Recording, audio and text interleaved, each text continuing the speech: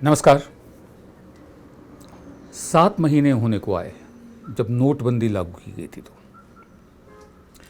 उस वक्त डॉक्टर मनमोहन सिंह ने कहा था कि ये बहुत गलत कदम है। उस वक्त प्रोफेसर अमर्त्य सेन ने भी कहा था कि ये बहुत गलत कदम उठाया गया है। डॉक्टर मनमोहन सिंह ने तो यहाँ तक कहा था कि इससे हमारी जीडीपी में 2% की गिरावट आएगी, और उनकी बात बिल्कुल सही साबित हुई है।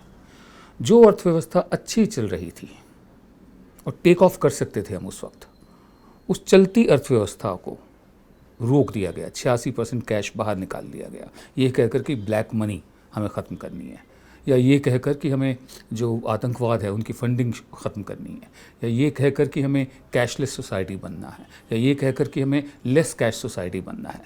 तरह तरह के गोल पोस्ट शिफ्ट किए गए, नए नए नियम बनाए गए, और वही हुआ है। 2% जीडीपी कम हो गया। भारत सरकार की फिगर्स आई हैं, 6.1% हो गया है।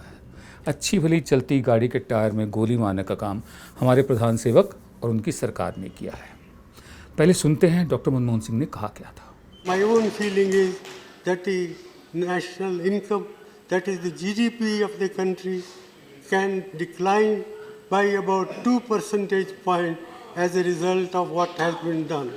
The way the scheme has been implemented, it's a monumental management failure, and in fact, it is a case of organized loot and legalized plunder.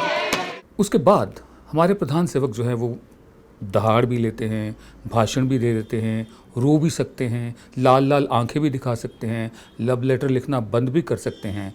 उस वक्त वो एक याचक की मुद्रा में आ गए, हाथ जोड़कर कुछ मांगने वाले की मुद्रा में आ गए। बोले सिर्फ मुझे 50 दिन दे दो।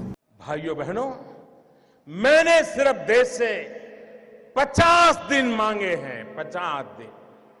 30 दिसंबर तक मुझे मौका दीजिए मेरे भाइयों बहनों। अगर 30 दिसंबर के बाद कोई मेरी कमी रह जाए, कोई मेरी गलती निकल जाए, कोई मेरा गलत इरादा निकल जाए, आप जिस चौराहे में मुझे खड़ा करेंगे, मैं खड़ा होकर के देश जो सजा करेगा वो सजा भुगतने के लिए तैयार हूं। एक साहब है राजेंद्र चतुर्वेदी, उन्होंने कुछ लिखा है, उसके आधार पर मैं आपको बताता हूं वो क्या कह रहे हैं। उनका कहना है, वित्त मंत्री श्री अरुण जेटली ने कहा विकास दर में गिरावट, जीडीपी में जो गिरावट आई है उसका कारण नोटबंदी नहीं है बल्कि ग्लोबल है उसका कारण। वैसे तो अरुण जेटली ने कांग्रेस को भी दोष दिया कि जो जीडीपी इस साल कम हुआ है उसकी जिम्मेदार भी कांग्रेस है। दरअसल ये लोग अभी भी विपक्ष में हैं और अभी भी चुनाव की रैली के मोड में हैं, सिर्फ बोलते रहते हैं कि क्या होगा, क्या हुआ है, हमने क्या कर दिखाया है, इस पर कोई चर्चा नहीं है। बहरहाल, बल्कि विकास दर का कारण विमुद्रीकरण नहीं है, नोटबंदी नहीं है, बल्कि ग्लोबल है। और फिर वे खिसियानी हंसी हंस पड़े और वे अपनी झेप मिटाने के लिए पाकिस्तान कश्मीर सेना की चर्चा में जुट गए। इससे इतना तो साफ है कि मंत्री जी को मालूम है कि अर्थव्यवस्था की कमर टूट चुकी है।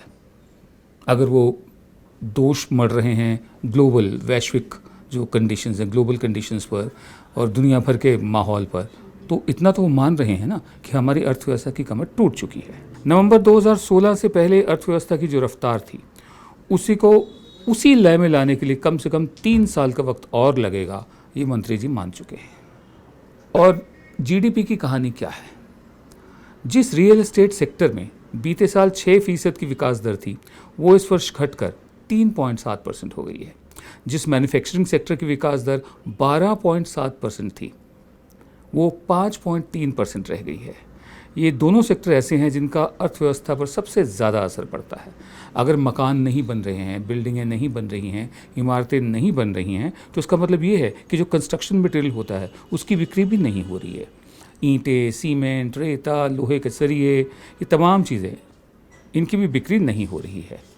मैन्युफैक्चरिंग सेक्टर अगर बेहद कमज़ोर है, उसकी सेहत ठीक नहीं है, तो इसका मतलब ये है कि बाज़ार में घरेलू मांग जो है, डोमेस्टिक डिमांड जो होती है, वो भी बेहद कमज़ोर हो गई है। मतलब उसका असर व्यापार पर भी पड़ा है और व्यापारी जो कमाते थे वो नहीं कमा पा रहे हैं।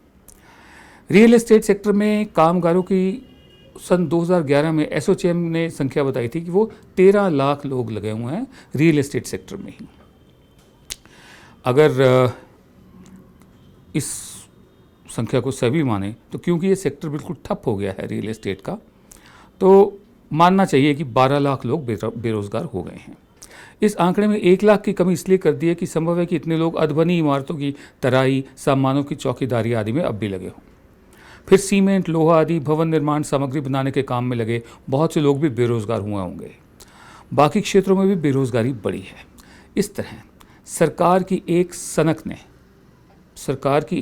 ने अर्थव्यवस्था का कबाड़ा कर दिया है, लाखों को बेरोजगार कर दिया है, और वो ये बताने की हालत में भी नहीं है कि नोटबंदी से कितना भ्रष्टाचार रुका, कितना काला धन बाहर आया, कितनी जाली मुद्रा पकड़ी गई।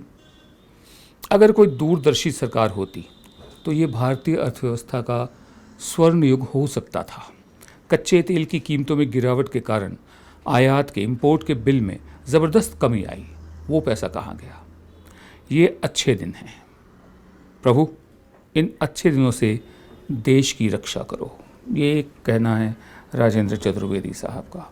दूसरी तरफ जैसे क्रिकेट में स्पिन बॉलिंग होती है, तो हमारे वित्त मंत्री भी स्पिन दे रहे हैं कि ये जो जीडीपी कम हुई है ये हमारी अर्थव्यवस्था के लिए अच्छी बात है, क्योंकि सिर्फ वही सेक्टर हिट हुए हैं जहाँ काला पैसा था। देश की अर्थव्यवस्था नीचे आ गई है, पटरी से उतर गई है, और वित्त मंत्री उसे जीडीपी के लिए अच्छा बता रहे हैं। यही अच्छे दिन, जहाँ एक तरफ इस तरह की स्पिन दी जा रही हो, भाषणबाजी हो रही हो, सिर्फ नारेबाजी हो रही हो, दूसरी तरफ ऐसे लोग हैं जो चुपचाप अपना काम करते रहते हैं, जो चुपचाप ऐसी ऐसी चीज़ें बनाते हैं, ऐसे ऐसे गीत बनाते हैं जो उनके दिल को अच्छे लगते हैं और समाज के लिए भी अच्छे हैं। सुस्मित बोस एक ऐसी ही गायक हैं, बहुत पुराने गायक हैं, मैं बहुत अरसे से इनको जानता हूँ।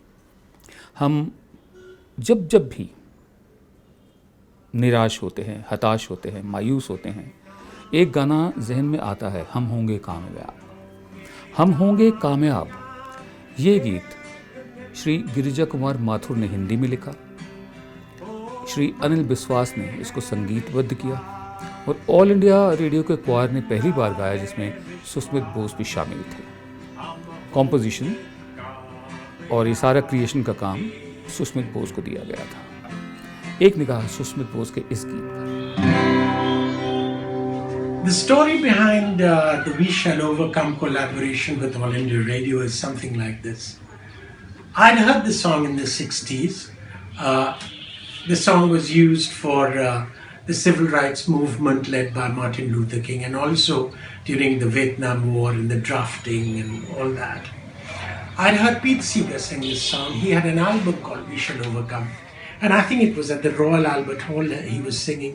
And the words were so inspiring. Of course, the way he sang it was wonderful. And how he inspired people, the entire audience, to sing, and it sounded so beautiful.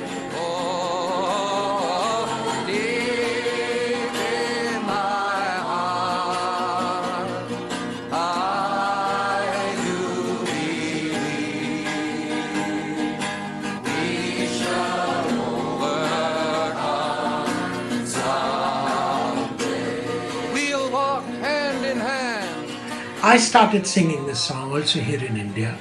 The then Director General, Mr. P.C. Chatterjee of All India Radio, who was endearingly called Tiny Chatterjee, persuaded me to do this collaboration with All India Radio. He brought in Girja Shankar Mathur, who was a renowned Hindi poet and who also worked with All India Radio, to translate the words, some of the verses that I wanted. And he did an excellent job. It was equally inspiring because, you know, even those words, honge kamyab ek din, still holds good. And there was Anil Biswas, the legendary music director who also worked with, who was the chief producer of music with the All India Radio. And the greatness of that man, Anil Biswas, was that, you know, he asked me how I'd like to arrange it. And I said, can I have just the guitar? And he said, okay. So he conducted the choir. There was the Hindi thing, which Girja Shankar Mathur had written, and I was singing the English. We performed this at the Vigyan Bhavan. The song in India was so inspiring that all the radio stations in India translated the song in their own languages.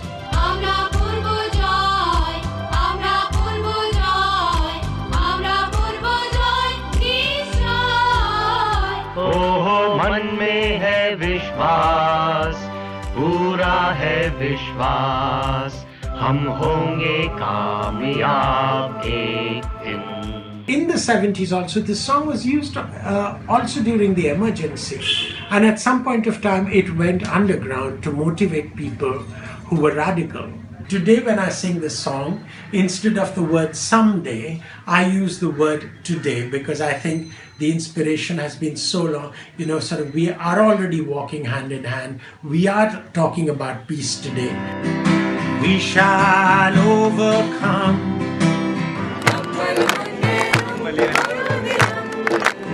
Oh, deep in my heart,